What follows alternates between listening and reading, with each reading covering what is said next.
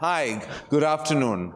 This is such a pleasure and privilege, and I've done a lot of homework, which I think is all going to fall flat on my own face if things go wrong, so please bear with me. I don't think it is. What do I say? I think it's going to go fantastic. So am I. I have a good feeling about it. I have a great feeling about this interaction. Well, let me start by just saying that we normally say that impossible dreams don't come true. But here's a story of a dream totally coming true. A young girl who grew up in a tiny farm in South Africa, speaking Afrikaans, and then going on to learning the English language through a process which I'm going to speak to you about, and then go ahead and conquer Hollywood and win an Academy Award. Now that tells you that this is a statement in itself and a fact that an impossible dream can come true. And I'm sitting right next to that impossible dream that came true, who's looking a lot like a dream herself. Wow, thank you. And if I had to speak about the reel that is going viral, and I'll show you that, I'd say, so beautiful, so elegant, just looking like a wow. Wait, what is the reel? It's a reel that's gone viral where a lady is saying this in a sari shop. Oh. And now everyone is saying, so beautiful, so elegant, just looking like a wow. So amazing. I thought that we'd start by what is going viral in India on Instagram in our reels. I love it. So when I read all about you, and the first thing is I've heard a very interesting story about how you learned the language. You didn't speak English at all. You spoke a totally different language. And then you educated yourself in this language. And you just don't have an accent. It sounds perfect. Yeah, I was raised in Afrikaans. There are, very much like India, a lot of languages, 27 official languages in South Africa, but there's actually more. And I found that the area that you are raised in tends to have a community that only speaks that language, so you don't get a lot of practice. And so my community spoke predominantly Afrikaans, so I got very, very little practice in English. I did have an English class, but it was like taking a language class that you never really spoke, you know? But I could converse, but not well. I had a really, really heavy accent. There are different accents. Afrikaans accent is the heaviest. Right. The English South African accents are more British, but the Afrikaans ones are very guttural. And I think it was actually helpful when I came to America and they said, listen, you're gonna have to learn an American accent. It was easier because I didn't have an English base. Right. I didn't really have a sound in my ear of what I sound like when I speak English. And so I was creating a new one, and it wasn't foreign to me. It was like, this is what it's gonna be. And so I was a struggling actress. I didn't have a lot of money. I couldn't afford a dialect coach or anything like that. And so I just watched a lot of television. I would watch television and I would repeat whatever I would hear. Like soaps. I watched a lot of Dynasty, a lot of Dallas. And yes, a lot of soaps, for sure, yeah. Well, that's great. I mean, Dallas and Dynasty, I was part of my growing years. Of course, I think I picked up some of my English from that as well. So there is a commonality. Amazing. Prior to you being, like you described yourself, as a struggling actor in New York, you were also learning ballet. And that was your primary passion. That's where, your expression as an artist began. You went to Milan when you were 16, and then finally to New York when you were 18. But then there was a knee injury that actually put a hard stop on your dancing career. Was that at all heartbreaking for you? Oh, yeah. Yeah, it was crushing, soul crushing, actually, because we were just talking about this backstage. When you're young, you feel invincible. You feel like nothing, you're never gonna age. Your body is always gonna work. You just don't think of anything like that. And so I was 18, I think, at the time. I had never thought of doing anything other than being a dancer. That was all I wanted to do. That was my happy place. And people had kind of said in the background, you're too tall, there's too much weight on your knees. And I kind of ignored it. It was there, I could feel it, but I think ultimately I knew my dance career was coming to an end. And I did have an injury where I had to kind of take 2 weeks off, and then I realized I wasn't going to come back from it. And I went into a really, really deep depression. Oh dear. Really deep depression. My mom flew out from South Africa. I was renting a one-bedroom. I was renting a bedroom in somebody's basement. No windows. It was the heart of New York winter, cold, dark, and my mom, who's very direct, said, "You know you can do all of this in South Africa." Yeah. And I think that was her way of saying, like, Come back home. yeah, well, either you're going to come back home and sulk, or you're going to pull yourself up and figure out what it is that you want to do. Yeah. And she really, in a very naive way, because she doesn't know anything about the film industry, she made the correlation of just storytelling. Right. She was the one who said to me, well, these were actually her words. She said, "You know, you were never technically the greatest dancer." And I was like, "Thanks, Mom." Fantastic. I really need that right now. She said, "But you were a great storyteller. When you were on stage, I believed everything that you did." And she said, "You know, I hear they make movies in Hollywood." That's how it happened. Clever assumption. Very clever assumption, bought the one-way ticket. It's like the classic cliche story, but that's really how it happened. You know, there's been a huge debate in India for the last 5 or 7 years. And then one fine morning, I see it on the New Yorker, where the cover story is about Nepo babies. And the big debate is between the outsiders versus the Nepo babies in the film fraternity, in the entertainment industry. Of course, you were a rank outsider. You know, you didn't come from a film family, and you came from, mom didn't even have much information about the industry. My parents built roads. They were in construction, so they knew nothing. And also, in South Africa at that time, we didn't have access to magazines that would write about celebrities. So we didn't even know they were celebrities. And I grew up on drive-in movies. We didn't have theaters and malls. You'd have to drive every Friday an hour to this place and watch a movie outside, which is fantastic. But it was very limited, our understanding of what it took to make a movie, or what the movie was, or who the actors were. So you didn't know that, being from a film family can have a first mover advantage. Yeah. The concept of nepotism, which is spoken about so dynamically across the world. Did you feel that being an outsider was more of a struggle for you through the process of auditions and, going through so many auditions to land a part, in the huge industry that Hollywood is? I think when I started going to auditions, there was this naivete. Yeah. And so I don't even think I thought about it a lot. I kind of walked into the door and I was like, yeah, I'm the one you want for this job. That's great. And the accent was one of the biggest problems. Also, just not really understanding some of the basics of acting, kind of just understanding what an arc is. Like when you went into audition, they'd give you maybe 3 scenes, and understanding that there's a build, there's an understanding of the underlayer. There are some things that you have to know as an actor. Right. But I had a weird, naive confidence.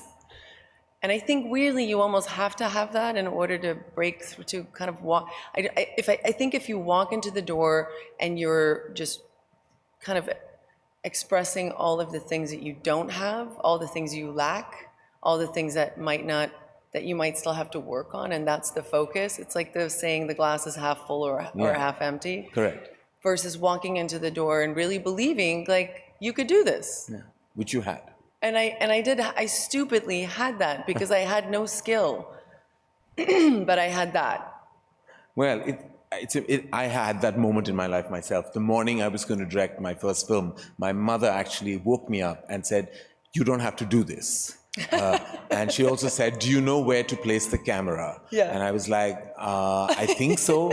And like, so she didn't give me exactly that kind of vote of confidence, or rather that, you know, that speech that you really needed as inspiration. I also had that naive confidence that I'm going to go on set and it's going to happen. It's going to happen. So sometimes I think you have to will it. too much information can be a dangerous thing. Sometimes you just go out there and just do what you need to, and things can turn out fabulously like they did with you. I so agree with you. I feel like we overthink things. Everything in our lives, I feel like we overthink.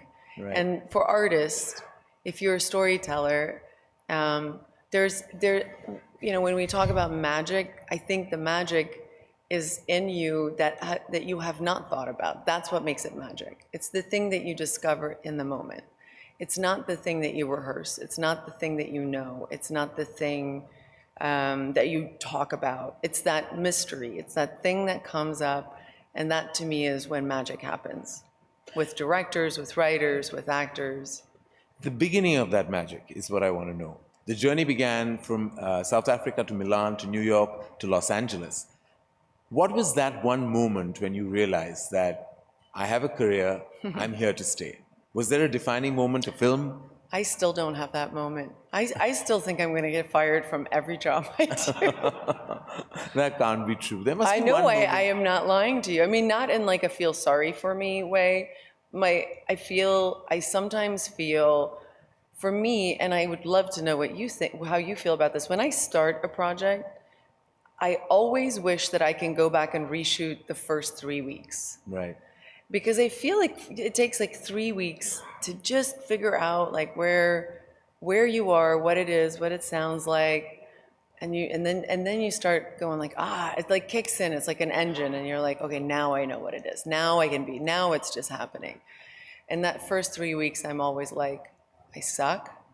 They're gonna fire me. I should probably fire myself because I'm producing this. If I was a good producer, I would fire myself. Like those are literally the thoughts that are going through my head. And then after three weeks, I'm like, we got this. All right, let's go. And then you can't undo the 3 No, weeks that have happened. So you watch that and perhaps that's what happens with me as well. You cringe every time you watch some of the moments that you've captured and you're like... And yeah, I've learned that we should always kind of shoot things that are not that important the first 3 weeks. Well, it's never easy in our industry because, you know, you're dictated by dates that are given to you by movie stars, schedules, budgets, you know, I wish I could shoot a film linear, but it's never really possible, is it? But your, just academically speaking, your breakthrough film was Devil's Advocate. That is what really began your journey of stardom. Did you realize that it had happened to you? When you have that buzz around you with agents and publicists and all the noise starts, you know, all the shenanigans that come with movie stardom, they start when there's a success. I definitely, listen, when you get a job with Al Pacino and Keanu Reeves, something in you goes, oh, this is an amazing opportunity and don't F this up. And I knew the opportunity that it was. I don't think I ever got comfortable enough to know, like, now things will kick off for me. And they didn't. They really didn't.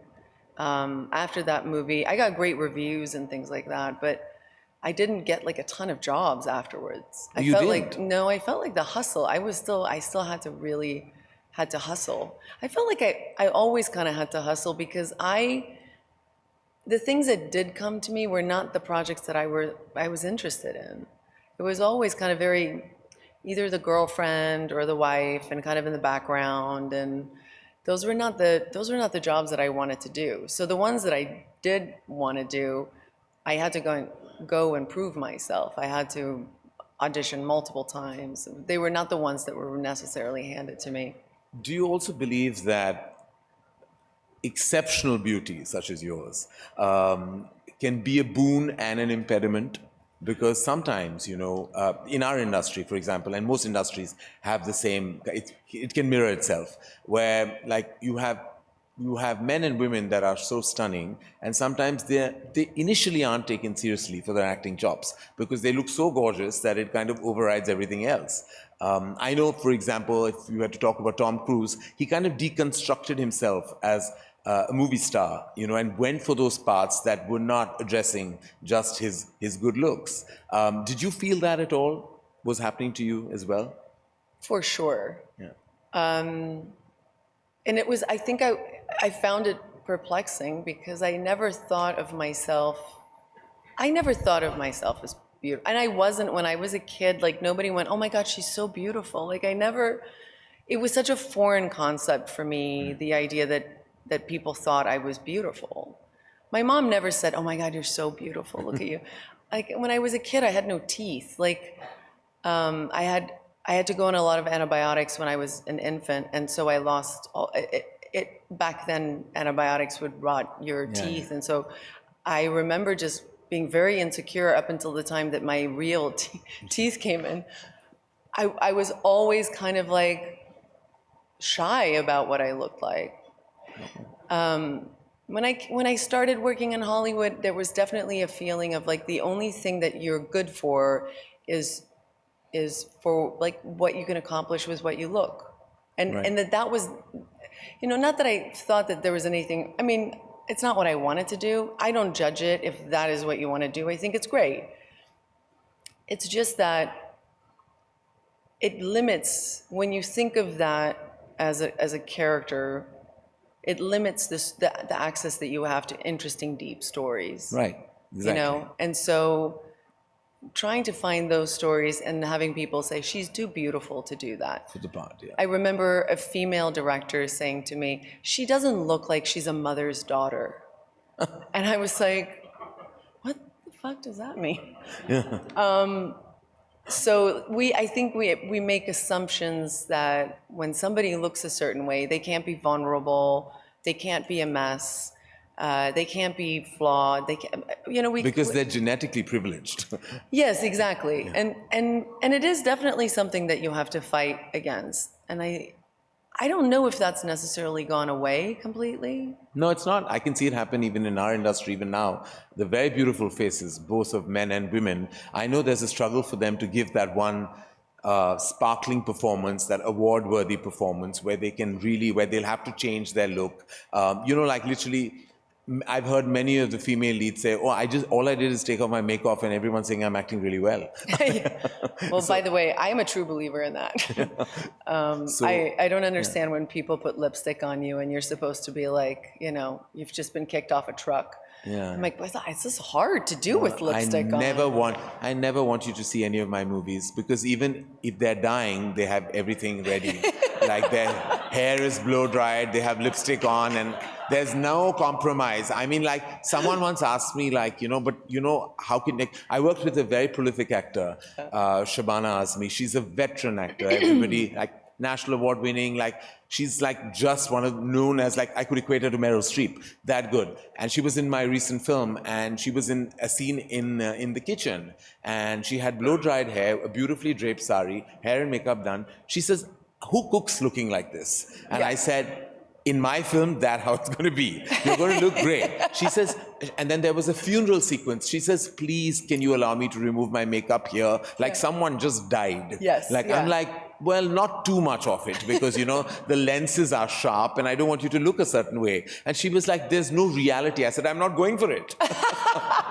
I said, I'm not going for it. So I'm not that filmmaker, but there are those. No, and fortunately, you worked with so many of them. But by the way, I think it's great that you know what you want, right? You know as a director what you want. Yeah. And I think sometimes as an actor, you need to know that very clearly. And I love how you just said that so directly. You're like, nope, that's not what this movie is. Yeah, it's not. None of my movies are. Yeah. I mean, I have no interest in chasing reality. Yeah. Yes. But that's amazing. We need that. I get scared when critics like my film because I'm like, what did I do?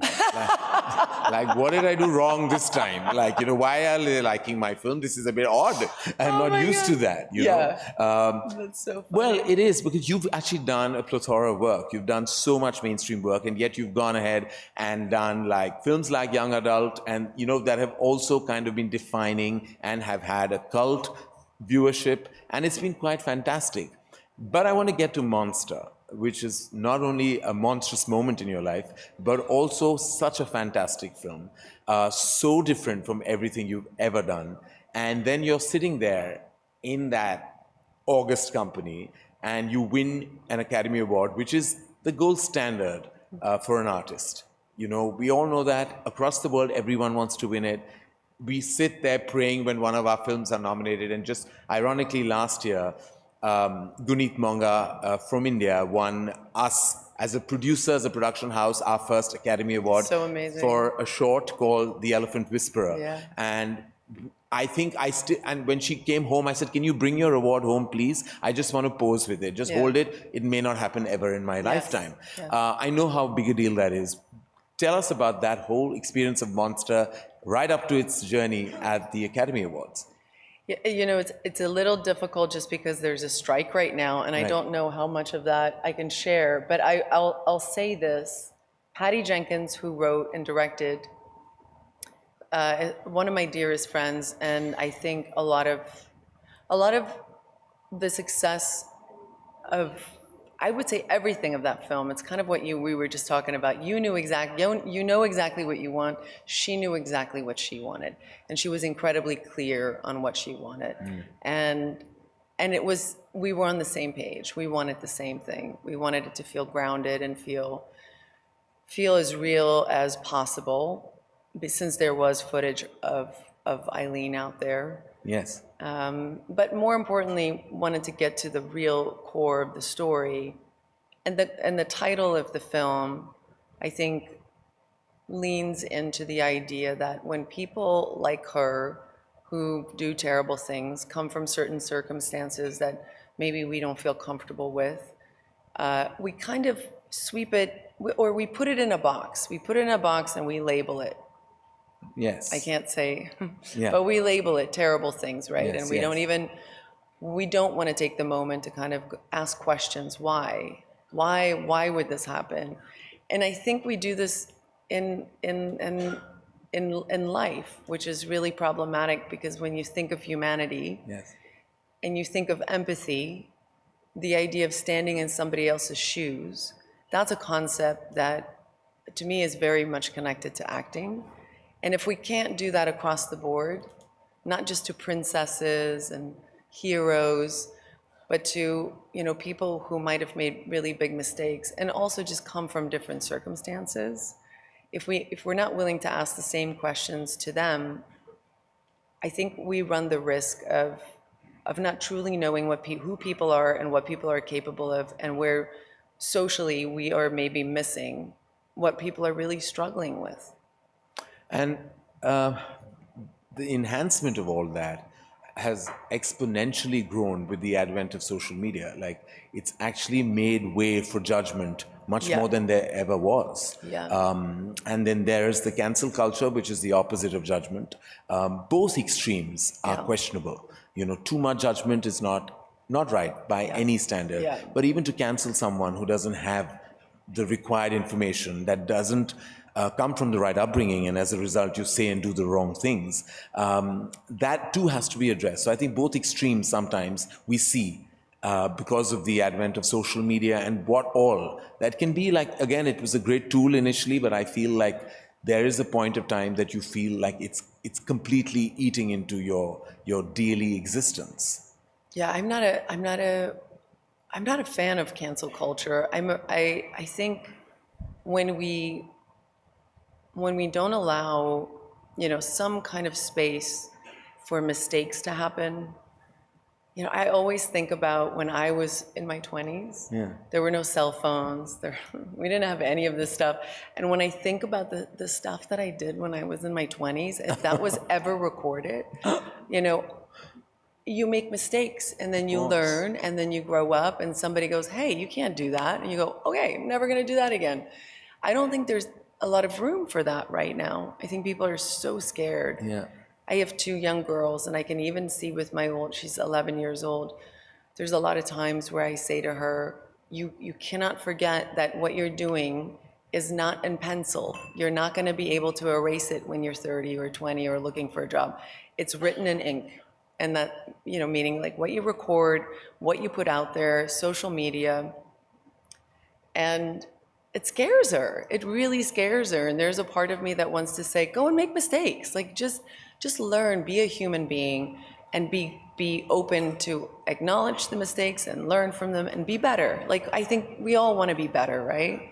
Absolutely better I versions mean, of I'm ourselves. perfect. You're perfect, of course. Completely That goes perfect, out. but- You are the gold standard in every which way today. But we have to be able to have a conversation around things. You have gone on record and spoken about your daughter, which was very brave of you. And how does that feel for you and your family? I don't know about bravery. I love talking about my kids. They're really cool kids. Yeah, there's really no conversation around it. You know, I love my daughters. They're adopted. They're beautiful. They're African American. They're dancers. They're gymnasts. They're singers. Those are all the interesting things about them. The rest of the stuff is kind of just, it's we don't even think about it anymore. That's great. Yeah. I have, I can say that, so through surrogacy, I have twins. I'm a single parent. Oh. And when I took that decision, Yeah. internally there was turmoil, of course, because, you know, we do live in a conservative society. And, but I had my mom's support, and she was like, you know, whatever people may say, if this feels right for you, just go ahead and do it. Wow, we have very similar stories. Yes, That's yes. amazing. Congratulations. How, you just had them? No, I had them. They're going to be 7 very soon. Oh, I had them. They were born in 2017. I have an 8-year-old as well. Oh, really? Yeah, so we were very close in Yeah, age. so they're- Twins, and They're just, twins, did your boy and mom girl. help? And, well, she is my biggest support. Like, Yeah. we kind of You co-parent them. Yes, that's Yes. what I say. Yeah. Oh my gosh, Yes. we are exactly, like, look at us. So much So in common. I wanted to draw that commonality because initially it was considered, everyone, that's why I said, you know, you're brave to speak about it, but because when I had my twins, everyone initially was like, are you going to speak? And I was like, I have nothing to hide. Yeah. They're my children. Yeah. You know, and the real, not challenge will, but the real emotionality will creep in when I have to address the circumstance to them. You know, about how they were born, because To your children or to the to my world? children, Yeah. to my children. That Yeah. is more important to me than Yes. what the world says. Exactly. So my daughter came up to me and said that, you know, whose tummy did I come out Yeah. of? I said, you came from, she calls me Dada. So I said, you came from Dada's heart. That's what I Oh my say. God, really? Oh my God. Oh God, we should have met This earlier. is Charlie. insane. It saved me so many books that I had to read on parenting. Like really, because I said it. But I think she's not buying that story anymore because she's asking many more technical questions about how babies can be born from someone's heart. Yes, So yes. I think there is that chat that we need to have. Yes, Maybe it's I would coming call for you. sure. Yeah, no, it's coming ask for you sure. and take some tips because kids are great, but it's also the upbringing of a child is so critical. I have a boy and girl, and you know, we were talking about cancel culture and things like that, and I believe the things we say at home are so important. Yeah. And I had to kind of, my mother, who is not perhaps woke at all, Yeah. you know, will go on and say like, don't cry like a girl, and like, Yeah. and those are the things that I have to keep telling everyone at Yeah. home, that you can't say that. Yeah. Don't say that, because everyone can cry. Yeah. Everyone can wear pink. Everyone can wear blue, because I hate it when I get I am so blue in love balloons with and you pink right now. balloons, and I'm like, this is ridiculous. You're stereotyping, you know, by gender, and that is something that you've also fought for. You're my favorite person right now. I mean it. I just say absolutely I love feel this privileged. conversation. I No, feel I love this privileged. conversation. What was your question? I'm just It was like you. entranced. My question was that you fought for like gender equality as well. Yeah, you Age know- and gender equality, and I felt like, listen, I was fully aware at the time that I made a comment about equal pay, that I was in a completely different boat than a lot of actors who don't have the luxury yeah. of saying, listen, if you don't pay me the same as my male counterparts, I'm not going to show up for work. They just don't have that luxury. Right. Because there is a lot of scenarios where that actor will just get fired and replaced. And so I think I feel like, not that I want to carry a torch or anything like that, but I feel like if I can say something about it, if I can change something about it, now that I have 2 girls, I would want that for my daughters, Yes. you know? And so in a weird way, I'm not like Jane Fonda, like out there, but I want to always think about, you know, women outside of my comfort zone, like with the world that I live in, because reality is there's so many female actors out there who will never ever get the opportunities that I got. And the bottom line is, it's not a big conversation. The bottom line is we should get paid the same as, we do the same job. We should get paid the same as men, I very agree, simple. absolutely. Yeah, very, very simple.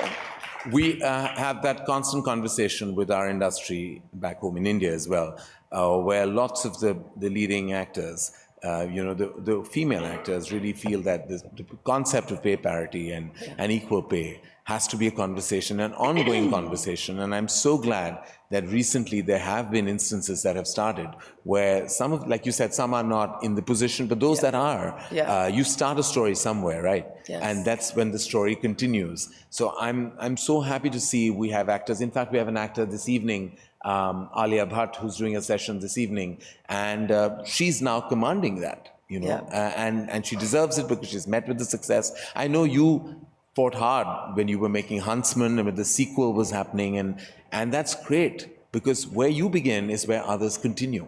Yes. Yeah. I mean, and that was a great example of also just, once I asked, everybody went, you know what, she's right. Yeah. And I also realized, like, maybe sometimes as women, we feel we're trepidatious about asking, and my encouragement is always like, you should ask. Yeah. Because maybe sometimes you'll be surprised by the answer.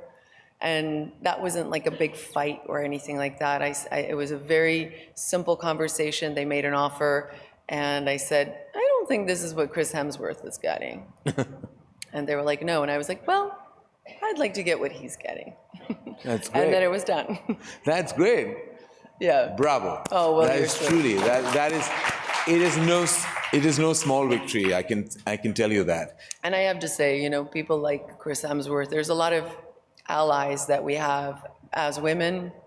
I don't think we talk about this a lot, but we do have a lot of allies in our male counterparts. And I always give them a lot of credit because I really don't think any of my male actors want that to be the case. Yes. And so it really is more of a pressure to studios and to financiers to kind of change that way of thinking, Yeah.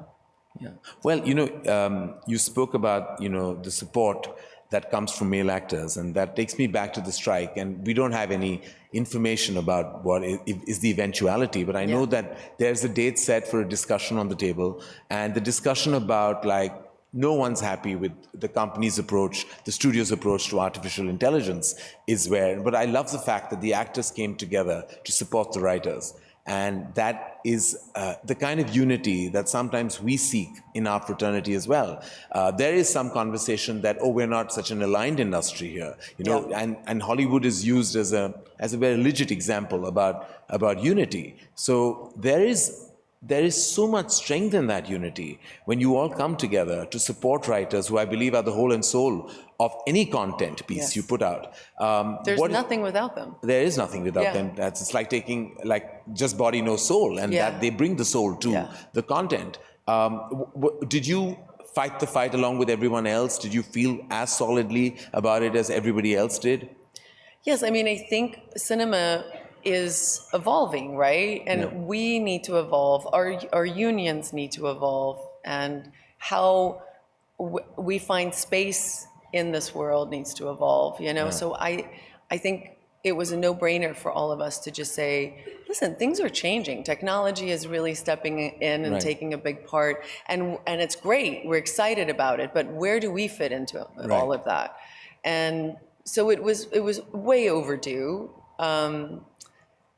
And it's incredibly fair for performers to say, tell us exactly where we fit into, how you guys see the future, and let us be part of it. Let us get ahead of it instead of kind of like chasing it.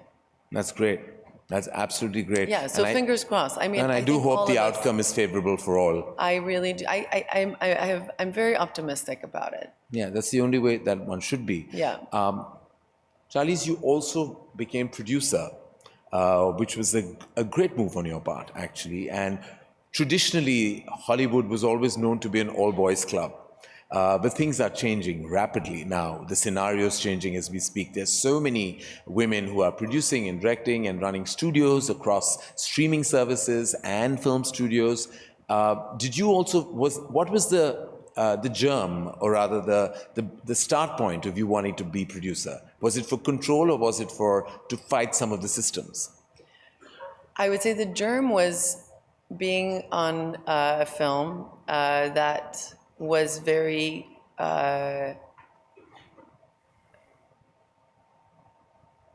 was one of those movies where I felt like if we really did it the way we wanted to make it, ultimately not having access to final cut, first-time director, Right. it felt to me like a film that would be taken out of our hands and edited in a way that wasn't what the movie that we wanted to make.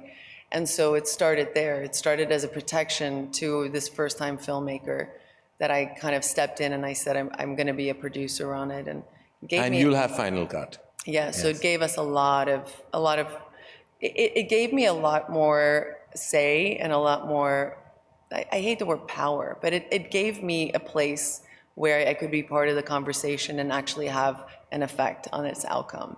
And so that's where it started. And then it just kind of continued from there. I never thought I would be a producer. I think for me, storytelling happens in so many different ways. And I never thought producing was part of that. And then when I did it on that film, I realized how much of being a producer has so much to do with the storytelling aspect of it. Yeah. And then after that, when I started developing things myself, I realized, oh my gosh, it's amazing when you can have an idea, find the writer that you want to work with, Right. and then develop that idea with this writer that you hold in high regard, and it's a back and forth. It's like the saying, like, you throw spaghetti against the wall to wait to see what's going to stick. It's fun to do that with someone you really want to work with. Right. And so that development process as a producer is something that I loved so much, and was the only thing that kind of kept me creatively alive during COVID. Yes. You know, to just be able to like sit on Zooms with writers and think up crazy ideas and write them. So I love being a producer, I think first and foremost, just because of that creative process. I don't think so. I don't want the first and foremost thing to be like, I have power, I control it. Those things come with it. They're earned. You have to work for them. But and you have to enjoy the prove process yourself. of it as well, Exactly. the creative process. Yeah, and I feel like, you know, I've been producing. I have two producing partners, and we've been doing it for over 2 decades, and we have a great track record of what we've made at Denver and Delilah, and we work with studios and streaming companies who we don't have to explain that we know how to make movies, right? So there's this access of freedom. We don't have to fight that much anymore. Well, sometimes it's good to be in control, because many a time I've realized that if you send them a 2-pager to a streamer or a studio, and the feedback is 7 pages, and I've never understood that how you can send me 7 pages of feedback for a 2-page synopsis. Yeah. Like, Do you sometimes feel, I feel like sometimes they feel like if they don't do it, they're not doing their job. I think so. And part of me wants to be like, that's But not who really knows, what your job but is. who knows if they're just putting those 2 pages into Chat GPT and giving us 7 pages from there. And I'm like, how can this physically be possible? I sent you 2 pages, you sent me 7. A polite no would have been better. Exactly. Like, no, we're not interested. Exactly. So I see that happens, and we're all like, I own a studio, and it's the same thing. There's a daily struggle, because you're always kind of, in the room with other creative people, and who sometimes have the power. Yes. Because they have the platform. Yeah. And you have to kind of, like I always say, kill your ego, hold on to your self-respect. That's the only thing you can do as an artist. Yes. And I think most of us try and do that and achieve that. Yeah. I think always have an open ear. Yeah. I think as artists, we can be very defensive of our project, of our character, and kind of be like, no, I know what to do with this. And I think having your ear always kind of open and being willing to truly hear people, even, if 99% of them are bad notes, maybe there's one thing in there that you didn't think of, Yeah, yeah. And I do think sometimes a younger generation of producers are a little bit too protective of their material. Yeah. And sometimes it takes a more evolved, mature voice. You get tired when you get older. Yeah. You're just like, you go, I don't really want to fight right now. Yeah. My kids had me up all night. Let me hear Yeah. what this guy has to say. Yeah, in my case, the knee hurts a little bit, so Yeah. you don't want to sit in that meeting long enough. No, I'm like, whatever You gets me find out an of this exit fast. route and get the hell out of there. I read something that really broke my heart. It said that conventional romance for you is off the table as a genre. Now, that means that my entire career can be flushed down because that's all I've done is conventional romance. It's from what I think you do it well. I don't think. I actually did it's kind of explaining, I guess, like the on-the-nose version of what people think action, drama, comedy. It feels so.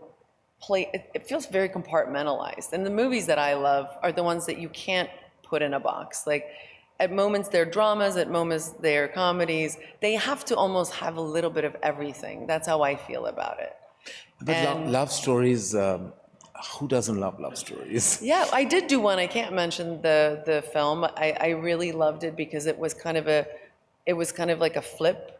Yeah. We flipped the genders and the stereotypical gender role, and that was really fun. And it's one of the movies that I'm weirdly most proud. One of the movies I'm most proud of was one of the best experiences that I had. It's on Netflix right now. I might have been the #1 film. I can't say its name, but #1 film on Netflix for the last 2 weeks. Oh, okay. Yeah. That gives us enough to do tonight, to go check that one out. No, because love also for me, I think whenever I've written a love story or a story of a relationship, a lot of it is drawn from your personal life as well. Yes. So, sometimes it's But that's the problem I have with it. I feel like it's the one genre where that personal experience is not represented. I have just never related to a lot of romantic comedies because my love life has never looked like a romantic comedy, or the ones that are out there. Well, it seems like my love life as well. Mine has been more a horror. It's also been a thriller because you don't know where it's going. But it's never been a love story. So sometimes I live vicariously through the characters I write because I'm like, this kind of like eternal love, like, that everyone shows. Like you can't reach. You can where reach, you know that the person you love will follow you and end up at the airport. Yeah. Many a time I waited at those airports. No one comes. I know. I love that third act when you see one of them running down a street. It's never happening. No, it's never happened. I've sat in my seat and waited once also, thinking, that I've seen those climactic moments where they even enter the flight. Yes, but nothing, you just have them coming and ask you if you want something to drink, and then the flight takes off. And I'm like, it doesn't happen. It doesn't happen the way we present romance in our movies. No, yeah, and that's sometimes. I mean, I love the thing that you don't have. That's beautiful to watch. But I think a lot of times we go to the movies and we sit in a dark room and we want to see something that we can like personally connect to. Relate to, whether it's that one moment. But I feel like sometimes I really struggle. I struggle with romantic comedies. There's a few that do it really, really well. I wish that I could say their names, but there are a few that do it really well. And the reason why I think I made that comment was just that unless it's something in that genre that I can personally kind of like hook onto, I don't think I would be very good at it. And if you know that about him, there's a saying, you should know the things that you are limited by. Yeah. It's a good thing. It's a really good thing to be honest about those it's good. things. It's true. I believe that of myself as well. Yeah, it doesn't mean that you shouldn't challenge yourself in it, but be aware. Like, can I tell that story? Am I the best person to tell that story? Those are good questions to ask all the time. Yeah, I feel I made the same film 8 times over. It's fine. It's okay. It's fine. I never claimed to be versatile. Not anywhere, pun intended. I have to, before we get some questions from the house, I have to talk about your humanitarian and philanthropic life, which is so heartening to see, your contribution to what you do. You have the Charlize Theron Africa outreach project, and everything that you do in South Africa and in the world is heartening to know when an artist crosses the boundaries of his or her core profession, which has the limelight all around it, and yet you step out of that and do things for people. That is special, Charlize, and that requires a lot of inner humanity. And thank you for that. Wow, I don't even know what to say to that. Thank you for being so sweet about it. I think a lot of it is somewhat in my DNA. My mom, I grew up with a mom who kind of lived the example, she never talked about it, but she lived this example of seeing and listening to people outside of her bubble, right? And in South Africa, I was raised during apartheid. I was raised during the start of the AIDS epidemic. So there was a lot going on in the country that I was being raised, where I kind of like found my voice. And I had this mom who she was the local animal rescue. She was the local Doctors Without Borders. I mean, she literally was that person that people would come to and say, "Can you help? Can you do something?" Because that's just who she was. And I think it made. I don't think I even thought about it that much. I think when I started acting, and I was looking at campaigns that were out there, the organizations that I joined early on before I started CTOP, I never thought, like, you know what, I should do this. I just always went, I'm gonna do this. Like, it has to be part of my life. I think it's always a good thing to know where you come from, where you came from, and to never forget that, because it really is the thing that ultimately makes you, that gives you the backbone that you have. I really believe that. And then you have all these other experiences that kind of add on to that. Yeah. But I feel like growing up in South Africa, that's my backbone. And I love the country so much. I love the people so much.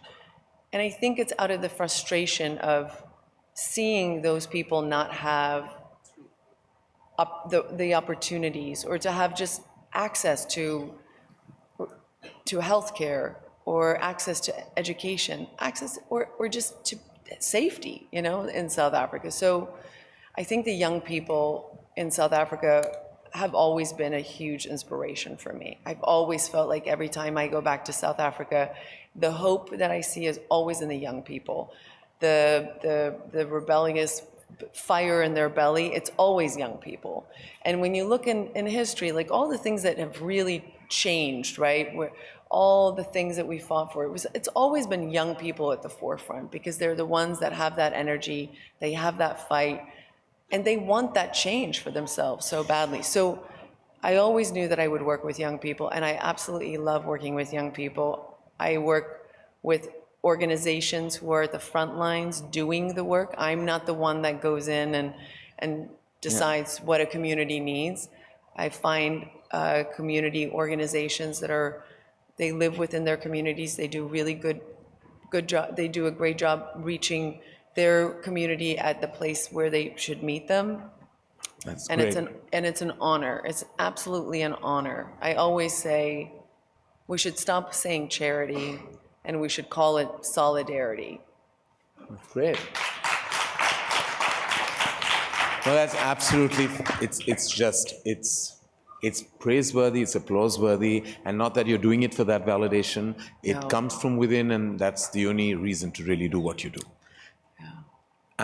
Before, I had 3 questions from the house, but I have to ask you this. Being a member of the film fraternity myself, Bollywood, as we don't like to be called, but we're stuck with it because the Queen sanctioned it in her dictionary.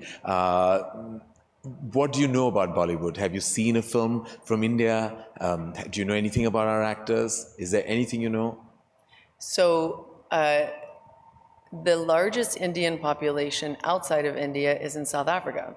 Yes. And so last night, I flew in last night, and we went to go have dinner, and I walked into the restaurant, and it smelled like home.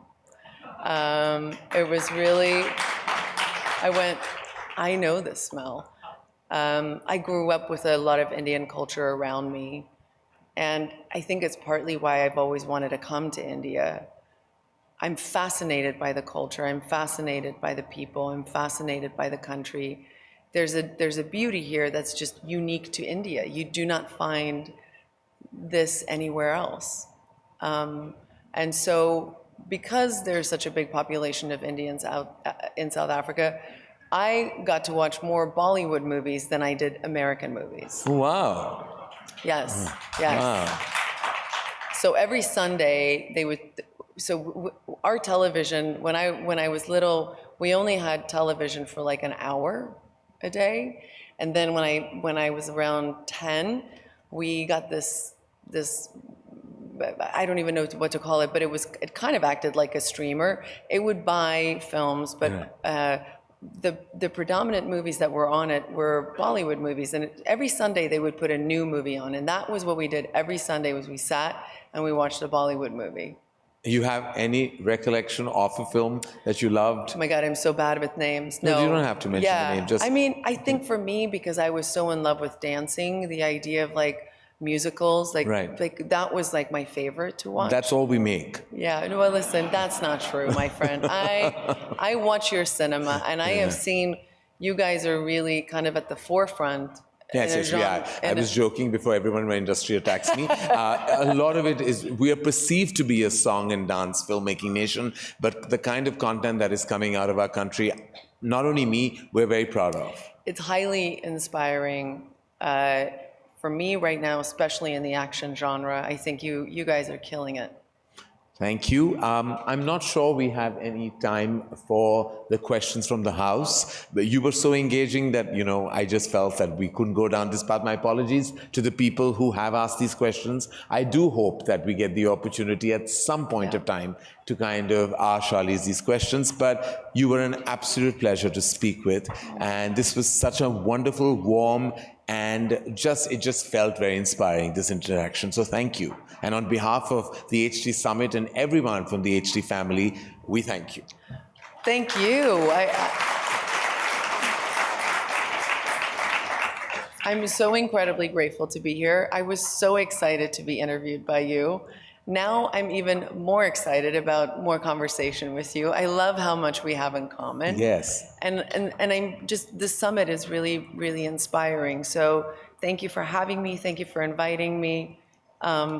Now you guys, now it's gonna be terrible because I'm just gonna come every year. You're not gonna be able to get rid of me, see? Well, no one's complaining. No one's complaining. Thank you.